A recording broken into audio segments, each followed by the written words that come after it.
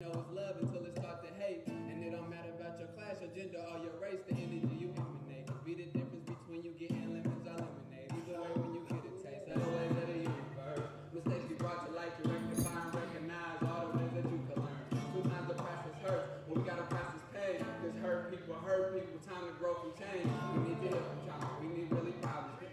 All our problems, but good on restorations. If we ain't on different pages, gotta be like a breath of fresh air, like respiration. No lie, yeah. Please tell me, cause I just wanna change the world forever. No lie, I wanna bring the world together, yeah. But everybody wanna live fast and die young. But fast when it comes, just as fast that it comes. We can get on the same page, yeah. We can really create change, yeah. Can we get on the same page? Can we give another round of applause for this whole... Phew.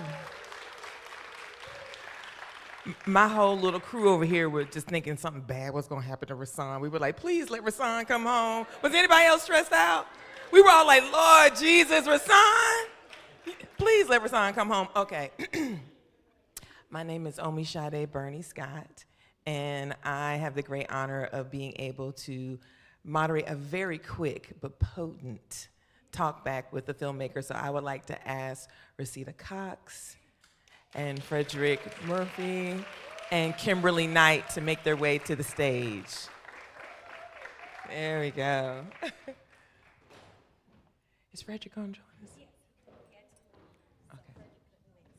Okay. Okay, well then I'm gonna get closer to you. Come get closer, come get closer. All right, this was so amazing. So amazing, so amazing.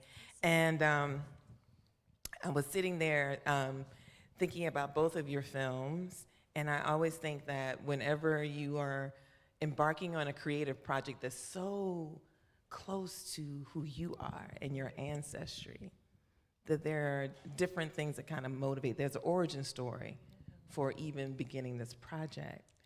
And so I would love for each of you to be able to share a little bit of the origin story that led you down the path to want to document what you did and make that an offering for us to receive. Because this was very potent medicine that you both offered to us in both the films. And as somebody from Eastern North Carolina 252, I was... Hey, are we all 252? We're all 252. This 252 on stage. Y'all know the 252? Anybody else 252 in the audience? All right. Shout out 252. New Bern in the house. Anyway. Wilson, honey. Listen. Wilson, Kinston. Kinston, New Bern, and Wilson. What? Okay, and there go Princeville. What are the odds? Okay, so I'm going to bring it in, and Kim, you can start us off, and then Rosita, you can pick it up. Thank you. Okay, well, hello everyone, and to all the 252 people, and the 919 and 704, everybody here. So yes, Duality was truly a love letter to my ancestors. Duality was something for me that was very important for representation and presence. I grew up in Eastern North Carolina. My family has such an extensive background. I'm sure we'll talk a little bit about that. But it truly was to make that film in 3 years during a pandemic and travel to 3 states, North Carolina, Tennessee, and Oklahoma. It was truly a labor of love and a love letter to my ancestors. And my co-director, he has to make it to another event. Frederick Murphy, he's a wonderful documentarian, history before us, but it truly for both of us was a learning experience. And I'll shortly say, because we found out we were cousins in the midst of making the film. I love that. And found our ancestors and our dual kinship there and made us even closer making the film. I love that. I love that. Me and Marquetta call each other cousins now. We haven't done no actual research, but we pretty certain. Yeah. So I grew up similarly in Eastern North Carolina. I'm very disconnected from my history because nobody taught it to me. And, you know, as a young person, I didn't have language around environmental racism. All I knew is when it stormed and when it flooded, it was the blackest, poorest towns, including, you know, Kinston. And it wasn't until I was maybe 20 or maybe 21 when I heard the phrase environmental racism, and I heard it in a hip hop song. Pause the song, I'm like, hold on, wait a minute, now what is he talking about? This sounds like something that can describe what I experienced growing up. And so that's kind of where that begins in my childhood in Eastern North Carolina. But then I went off to study journalism at Chapel Hill, became a TV news reporter. I have like a 3-second cameo in Freedom Hill in the montage where all of the flood archival. And so I was sent to Princeville in 2016. I was covering Hurricane Matthew. And imagine my surprise when my black ass showed up in the first town charted by black people in the country, and I did not know it was there. Yeah. And I just was like, and then on top of that, I was already experiencing like tension as a journalist because it wasn't allowing me to show up for communities and be accountable to them in the way that I wanted to. I just kind of had to swoop in, do the story and leave. And so that's what I did with Princeville. You know, it was 22 feet underwater. We did the story about the flooding, but the news didn't really have the capacity to hold the nuance and the complexity of the story. And I didn't know at the time I would quit news, but about maybe a year after Hurricane Matthew, I quit. And I moved to Chicago, but the story stayed with me. And I wrote the treatment in 2019, and then we shot the film in 2020. Yeah, I really appreciated when Marquita said that, I don't know if it was a Misa you attended or what it was, when the medium and your ancestors spoke to you and they were like, unrelenting, you know, like you're gonna do this. And so I feel like part of what you both are sharing is that when your ancestors start whispering in your ear, it gets louder and louder and louder. It's so loud. I'd be arguing with them because then the ancestors will put, and so like with my impact campaign with the film, Spirit just kept telling me, do more, that's not it, do more. And I'm just like, budget, money, hello? How am I gonna do this, God? And then as we know, the people, the resources, the places just came to me. Exactly. I think in the segment right before y'all's films aired, we were listening to Miss Cheney, and she was talking about Black women and anxiety and how every time they were getting further into the film, people started offering things. They were like, oh, you can do this, or you can shoot here, or you can do those things. I'm wondering for both of you, as you were, you know, it's one thing to visualize, you know, one thing to write a treatment, one thing to visualize, create your little deck, you know, get yourself together, be like, I got a deck. It's another thing to be boots on the ground and be like, okay, I'm here and feel that energy. And so I'm wondering two things. Did you learn something that you did not know that really kind of knocked your socks off? And was there a challenge, whether that was inside of your own self in your creative process or a challenge in the midst of making these films during COVID that you didn't anticipate? So those are the two questions. For me, yes, with Duality, it was two things. So first, the co-director, Frederick Murphy, and I are both clinical therapists. We're both licensed therapists. So for us, it was about being ethical, protecting our participants, thinking about protecting people that are also researching their family history and giving something that's authentic and educational they can take with them. So that was very important to us. But then also noticing in the midst of filming that there were so many, I call them 5 fans. They were 5 fans that hated us online, that were so against us. It was just 5. It was always 5. It was just 5. Interesting. It was just the 5 fans. Yeah. And the 5 fans, and I kept saying, oh, Beyonce goes through this. This must be what it be like. Yeah. So the 5 fans, you know, had a little bit of hatred, obviously some self-hatred, and then also didn't want to identify with their blackness, as you saw about the anti-blackness stuff in the film. But I found what was very interesting to me was sometimes we would run across people who wanted to be potential cast members, and we had to say no to them because they wanted to hide that portion of themselves, of their blackness. So that was deeply saddening to me, because me as a Black and Native woman, and I always say Black first because that's where it is. You guys got to see my grandmother's pictures up there and everything. She was from the Ivory Coast. There's no way I was going to deny her. There was no way I was going to deny the culture of that or deny my Native American grandfather. There was no way. And so I just felt like that was the biggest surprise, is meeting people who would instantly be like, oh, I found out I'm indigenous, or I'm Native, I'm no longer Black, and just instantly wanting to just turn it off like that. And I was like, ooh, that right there as a therapist is a red flag for me. But then too, as you know, this is my first film. being a filmmaker was like, whoa, this is not what we had in mind in the deck, in the treatment. So that was what was surprising to me, was people wanting to turn off their blackness when I think it's the most beautiful thing about me. Yeah, thank you. Rosita? Everything was surprising because, you know, growing up in Kinston, I was taught that Kinston's the hood. You go there, you're gonna get shot at. You know what I'm saying? You know, and get out as fast as humanly possible once you turn 18. When I started, I had to make a whole movie to be introduced to some of this Black history. And every step of the way, I just want, I every time, and I get deep into research with all of my films, and so, you know, my next film is about education in North Carolina through Kinston, and I'm just like, every step of the way, I'm like, oh my God, I'll be calling my friends like midnight, 1 o'clock in the morning, and be like, "Rashida, put the book down, and I'm just like, did y'all know? And so, racialized topography, the understanding of like where Black communities are is because of where our ancestors had to settle after the Civil War. These are things that, you know, we know the Civil War happened. We know Black people probably struggled to, you know, find homes after that, but I never had the connective tissue of all of these things. And so Freedom Hill, I say, you know, this film in particular brought me home. I was in Chicago. I shot most of the movie while still living in Chicago. And, you know, I wanted to tell the world, like I wanted to call everybody I graduated high school with and be like, this is what was going on when we was little, you know, and so instead of doing it, I'm putting it in a film. But everything was new. They didn't teach me, by the time I finished this, I'm like, wow, they didn't teach me shit in school, like at all.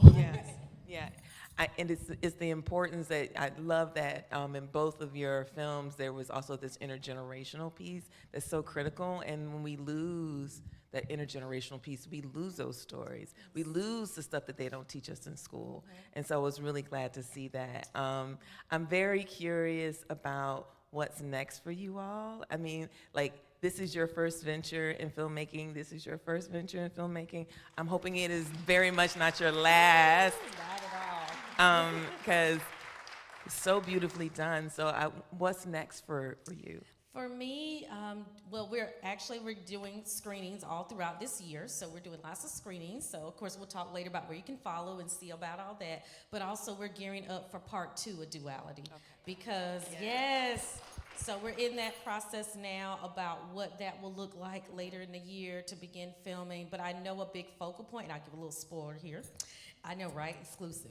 Is we would love, we are very interested in getting to the Seminoles, also to New Orleans, also to Texas, and to the Shinnecock Nation in New York. So it is imperative that a lot of these nations we didn't get a chance to connect with due to the pandemic happening very prominent at that time we were filming, to make sure that we give presence, because they give so much social outline of showing pride for being Black and Indigenous. And so I want to make sure that's captured in part 2. Very good. Excited for part 2.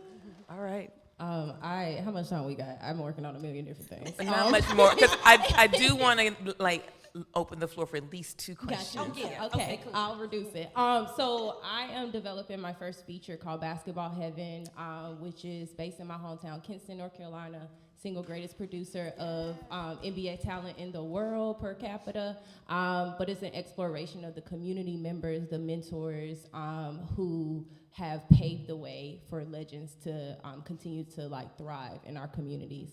It's also an exploration of this very screwed up educational system we got here in North Carolina. We are also working on, Freedom has an impact campaign that's indefinite now, because I started a youth media camp with this film in Princeville, and it's now an annual program. Nice. 2 of my students are right there, looking sleeping. They hate when I do this.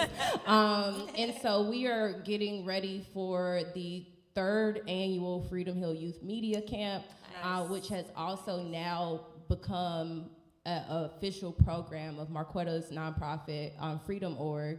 And then since filming the film, Marquetta and myself are both now full-time at Freedom.org, organizing for these causes.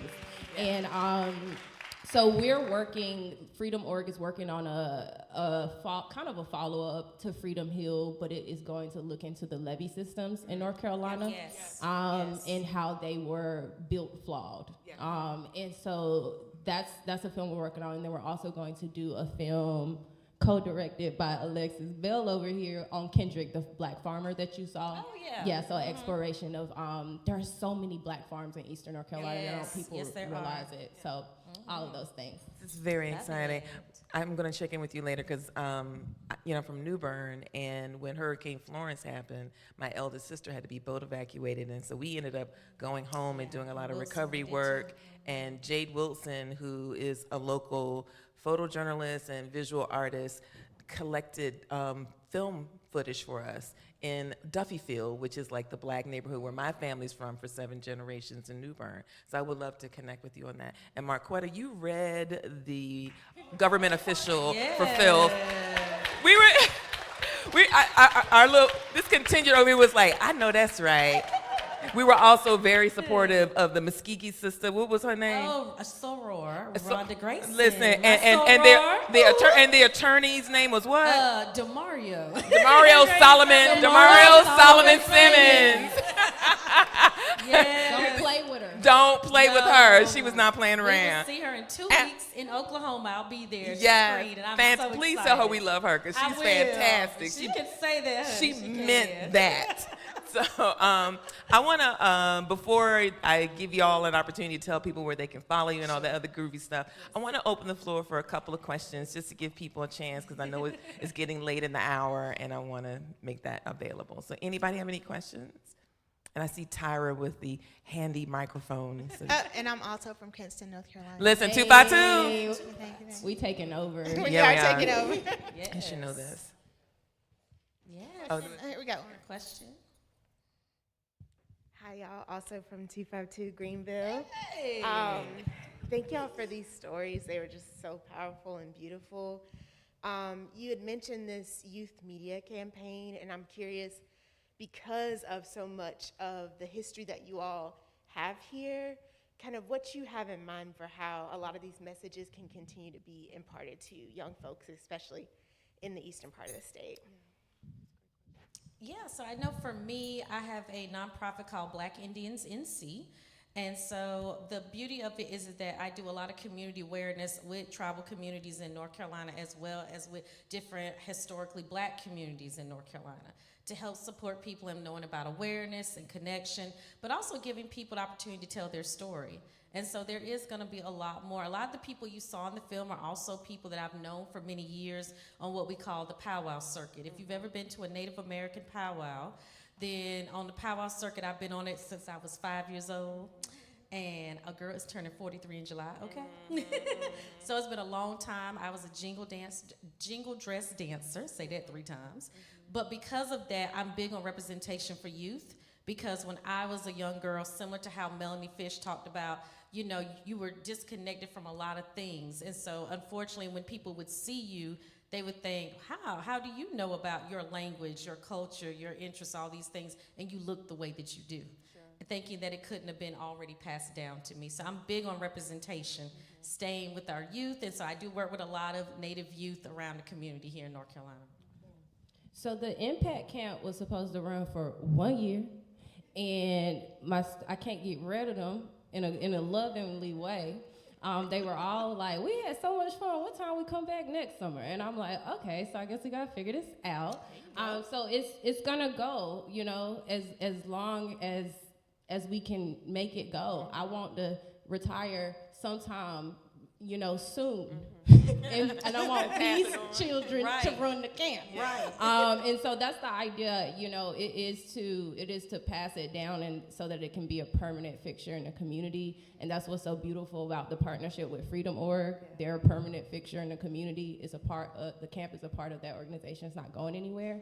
A big part of the camp is connecting black students to North Carolina's black history, to concepts of environmental racism, and then also teaching them, you know, elements of filmmaking so they can keep and hold that history for us. My students each get $1,000 a piece for the film that they create. And since my first year cohort, I literally couldn't get rid of them, so I invited them all back for a fellowship the following year. And then we had a new, oh my God, Madison. I have another student here that is behind Turquoise's hair. Madison was in my first group. These two girls are both named Trinity. They were two of my fellows last year. Nice.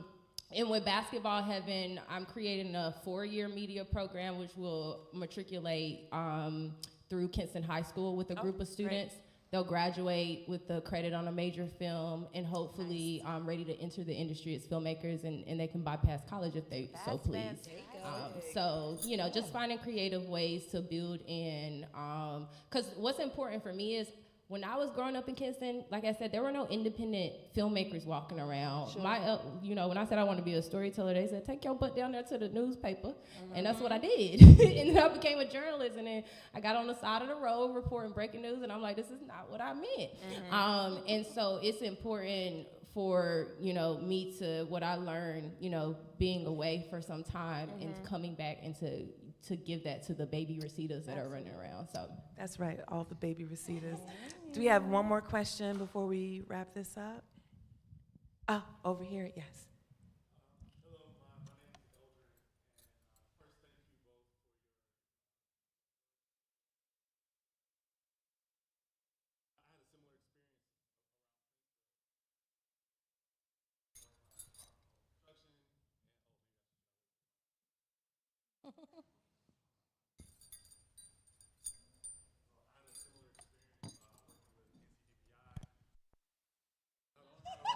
I had a similar experience No. wait, here we go. Okay.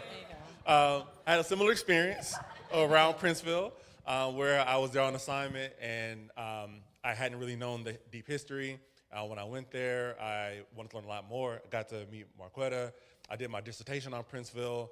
And even now, talking to historians who I respect and deeply appreciate, still don't know the history of Princeville. They'll tell me, when I talk about the oldest black town chartered by African Americans, they reference Eatonville, Florida, which I have deep respect for as well, but it just hasn't crossed people's minds. So I'm curious, what do you see as the path forward for, what do we need to do to get this word out? Because I talked to young folks during my dissertation. I talked to older folks. Mr. Bridgers, he was 101 when he passed a few years ago. And so everybody's saying people don't know. So I'm curious, what do you think needs to happen for this word to get out and for it to actually mean something to the broader community? I mean, first of all, when did the signage get into the community? Because you didn't grow up with signs around the community saying First Town Charter. Marquetta didn't grow up knowing you were living in a first town chartered by black people in the country. People had to organize to get a sign put up. And so, I mean, that's step 0, honestly, and that just happened in 2013, right? Was that Oh, we was filming a fresh sign. That's why that sign was so crisp. Real fresh. I didn't know that. I thought it. Oh wow. Okay, so we just got step 0 out of the way, which is to put the information up around, and then now we got a movie which is gonna premiere on PBS. We'll have a national broadcast release next. I'll be forgetting to say this. Freedom will be available via Afropop and World Channel on Earth Day next month. And like I said, I think it was important for me to build a camp into this because I was feeling the same way. I was like, okay, I got all this information. I don't want to just sit on this. I want to tell the world. A big part of my ethos as a filmmaker is using history to call our youth back. And so that's why it's important for us to not just teach them film, but to teach them some of their history so they know what they stand on. Because when I didn't know, I was on the first flight out of the K. I'm not interested, And then I started doing research. I'm like, oh my God, North Carolina, my ancestors was moving. Facts. And I moved back when I learned that. So I think that's the start. I don't know, all the answers, but what I could do with my skill set was to make this film. And so there's someone, I was listening to an interview. I can't remember who said this, but there's a black woman artist that said, you find your calling and then you figure out how to use it for our liberation. So I think that's what we do. Whatever you love, whatever for whatever reason your soul is connected to. I've been a storyteller since I was like little. Like I wrote my first poem in first grade, and I couldn't disconnect from that. And so with building the Impact campaign, I'm like, how do I utilize this film as an organizing tool? So. This is amazing. We need to mark this day because we'll be able to say that we were at the Hayti Heritage Film Festival and we got to see these both amazing filmmakers, and we are in the annals now of your filmology. Yes. So I'm very excited and honored to be on this stage with you all. How can people find you, support you, elevate the work that you're doing? Kim? Yes, you can follow me at Black Indians NC on Facebook and Instagram. You can also follow Frederick Murphy, the co-director, at History Before Us. He's on TikTok, Instagram, and Facebook, and he does some amazing storytelling up there. He's directed 12 films, so this is definitely not his first rodeo, but for me, it's mine, and I want to thank all of you, and I hope a little piece of Duality goes home with you tonight.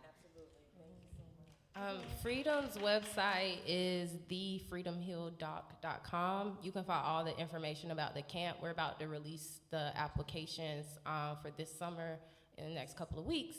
And our Instagram pages, our Facebook, our Twitter, Freedom Hill Doc, so across the board. And you can just find me on RositaCox.com. I'm headed to Kinston on Sunday for my brother's 74th birthday, so I'll do a little shout out as I'm driving into the 252. Y'all, everybody give them a round of applause, please. Thank you so much, Kim and Rosita. Thank you.